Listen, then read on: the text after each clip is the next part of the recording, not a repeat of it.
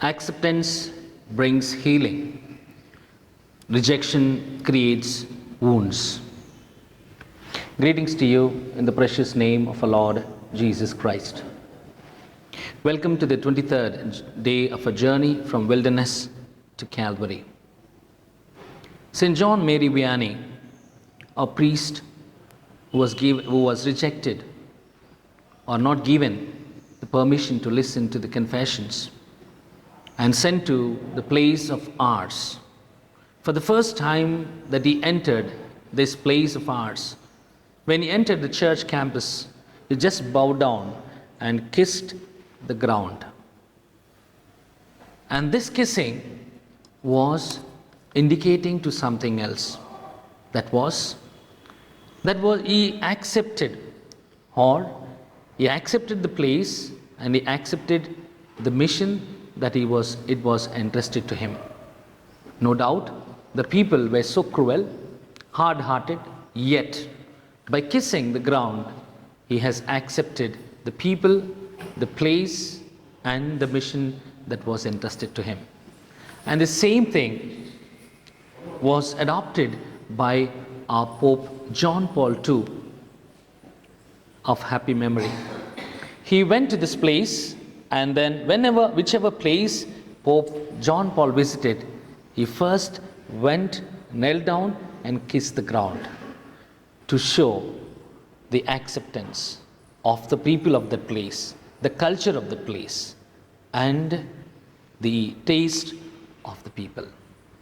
My dear brothers and sisters, in today's gospel we find Jesus entering into a place of Galilee, a city of Galilee. Galilee was a huge city which welcomed all the cultures, all the peoples. And so also, Jesus was welcomed by these people. When these Galileans welcomed Jesus into their own country, Jesus recalled the rejection that was done by his own native people, the people of Nazareth. My dear brothers and sisters, what made Jesus to recall the rejection of his own country people, the Nazarites? Because the wounds that were created by these people of Nazareth has affected Jesus so deeply. And that's why, because of the welcome that the Galileans have given to him, it made him to recall the rejection of the Nazarites. But the brothers and sisters, rejection creates wounds. And because of that, Jesus had to refer back to those rejection of the people. And we know that Jesus could not perform any miracle at Nazareth, at his own country, with his own people, where he played with them, where he enjoyed talking to them, moved with them, ate with them, danced with them, sang with them. But he couldn't perform any miracle because the wound was so deep in Jesus, because they rejected him. Not only was Jesus rejected, there were so many in the Bible we see people were rejected. Like, for example, David was rejected by his own brother. 1 Samuel chapter 17 verses 28. And Jeremiah was rejected by his own town. Book of Jeremiah chapter 11 verses 21. And even Paul was not honored by his own countrymen. And Jesus was also the same. We read in Gospel of Mark chapter 6 verses 1 to 6.